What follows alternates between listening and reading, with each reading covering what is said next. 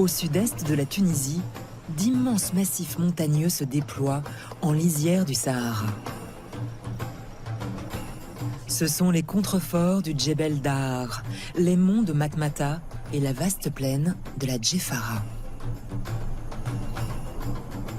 Ce paysage minéral de fortifications et de villages caméléons raconte l'ingénieuse résistance d'hommes et de femmes face au climat impitoyable comme aux envahisseurs successifs, romains puis arabes.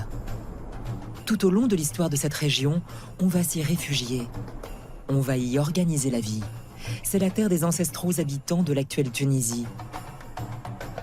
Un pays gardien d'un mode de vie singulier à l'identité fière. Celle des Berbères, appelés aussi Amazirs, les hommes libres.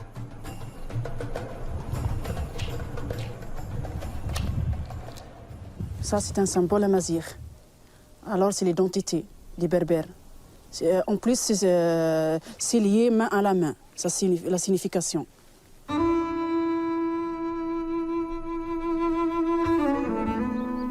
Depuis plusieurs millénaires, les habitants de cette région ont développé une architecture discrète, comme près de Matmata.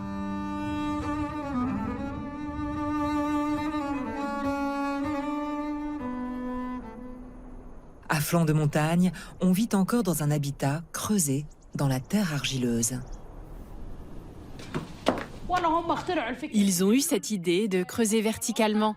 Ils ont creusé des pièces en hauteur pour stocker les provisions, comme le blé, les olives, et puis en bas, les chambres. Le climat ici est caniculaire en été, glacial en hiver. Cet habitat troglodyte inventif permet de conserver une température constante tout au long de l'année. On va mettre les petites chaussures quand même.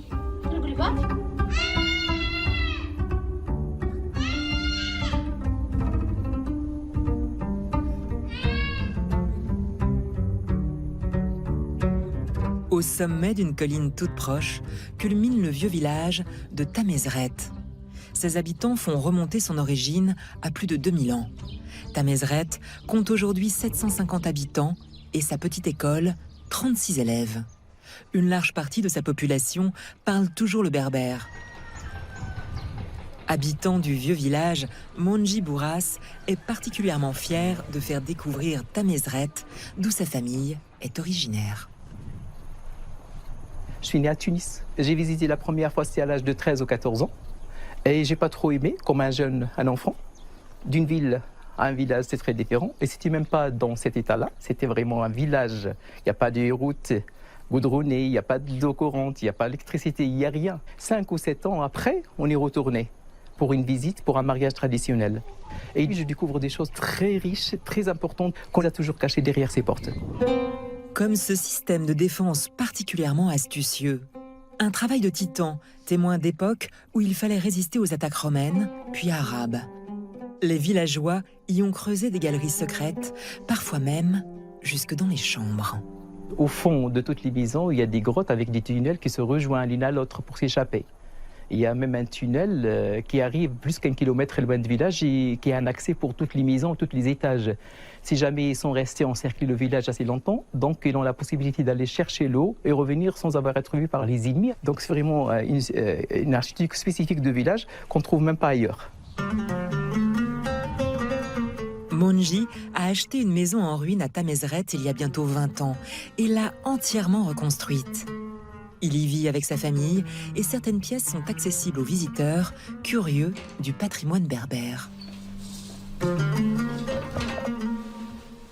J'ai voulu refaire les anciennes décorations pour les chambres avant ou après le mariage. Avec des voiles de mariage que j'ai collectionnées partout et que j'ai une partie de ma famille, j'ai une partie que j'ai achetée, que j'ai cherchée partout. Bien sûr, j'ai payé parfois assez cher parce qu'on ne fait plus ces genres de voiles. Tout fait main, ça prend du temps et tout ça. Des voiles de laine tissées par les femmes et brodées par les hommes. Une activité communautaire qui pouvait durer jusqu'à 7 mois. Donc celui-là, je connais bien l'âge, il a dépassé un siècle. Parce que c'était le trousseau de ma grand-mère. C'est un genre de tissage fait blanc sur blanc. La trame qu'on tisse, c'est la laine qui est maintenant colorée en rouge et le lin qui ne prend pas la couleur. À chaque motif, à chaque ligne horizontale, il y a des calculs à faire entre lin et laine. On finira tout ça sans le voir. Après, on va le colorer en rouge, on va le mettre au soleil. Et les motifs qui ressortent après. Quittant Tamezret et la région de Matmata, il faut prendre la route vers le sud pour découvrir la région de Tataouine. Dans ces massifs subsiste une culture berbère, matinée d'influences religieuses diverses.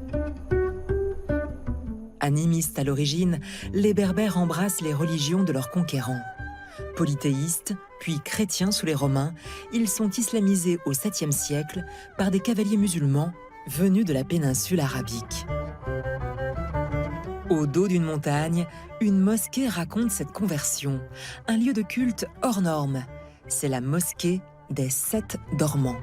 Son nom fait référence à une légende existant ailleurs sur le pourtour de la Méditerranée, commune aux chrétiens et aux musulmans. L'origine de ce mythe débuterait à Éphèse, en Asie mineure.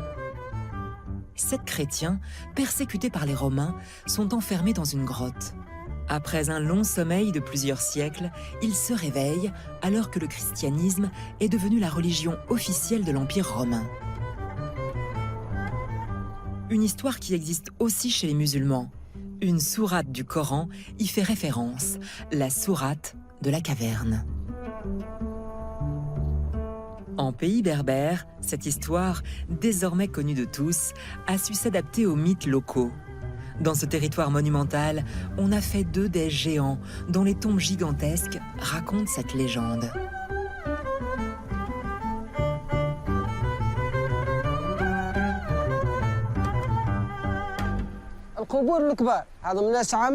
Les grandes tombes, ce sont celles des géants, qui datent de l'époque bien avant l'islam. Ils pouvaient atteindre 7 mètres.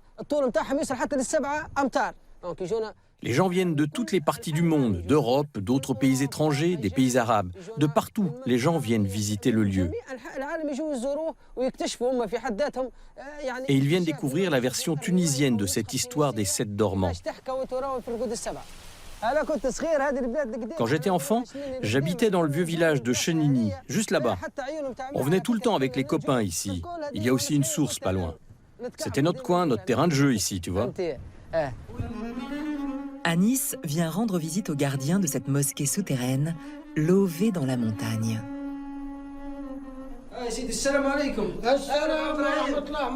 Bonjour. Bonjour, Onk Brahim. Ça va aujourd'hui, la santé? Allez, on se prend un petit thé.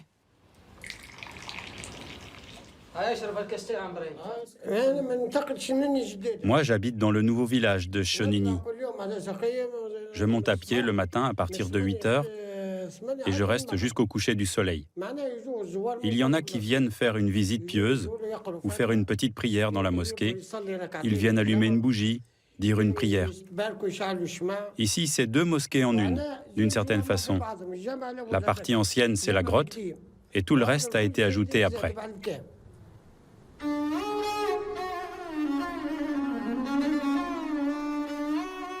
Si l'islam succède au christianisme au 7e siècle, la langue arabe ne commence à se diffuser en Tunisie qu'à partir du 11e siècle, après des vagues d'invasion de tribus venues d'Arabie, les Hilaliens. C'est alors que les Berbères se trouvent refoulés sur les hauteurs et érigent des citadelles qui deviennent leur refuge. À l'ouest de la mosquée, creusée dans la roche, les maisons troglodytes du village fortifié de Chenini longent les ruelles et serpentent jusqu'au sommet.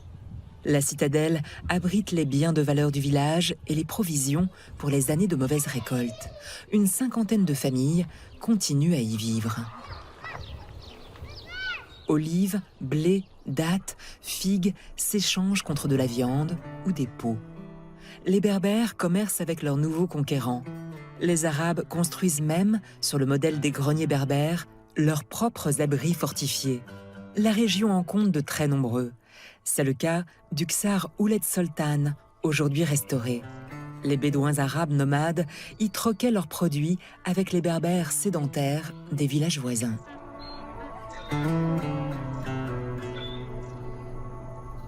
Aujourd'hui, le voyageur peut dormir dans un de ces anciens villages.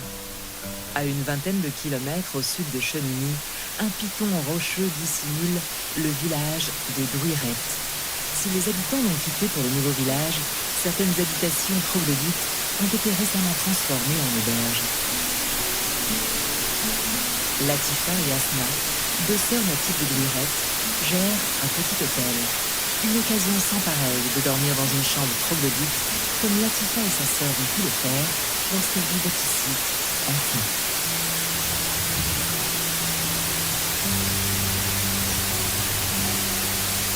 L'argent sert pour retaper les villages, plus aider les gens à travailler sur coin comme ça, comme moi et ma soeur et les ouvriers, les gens du village.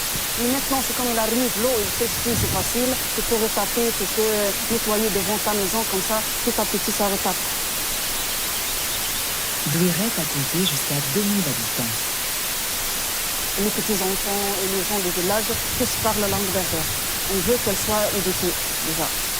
On souhaite un jour qu'elle soit éduquée comme l'arabe. Il faut que les étrangers, tunisiens ou bien n'importe quelle nationalité, qu'on leur montre nos traditions, nos langues, pour apprendre beaucoup de choses de nous-mêmes. Pourquoi les étrangers ils savent beaucoup de choses de nous et nous, on ne partage pas quand même les choses entre Tunisiens. Découvrir ce sud-est tunisien, ses paysages, ses habitants et sa culture, c'est aller au plus près d'une Tunisie des origines, insoumise et éternelle.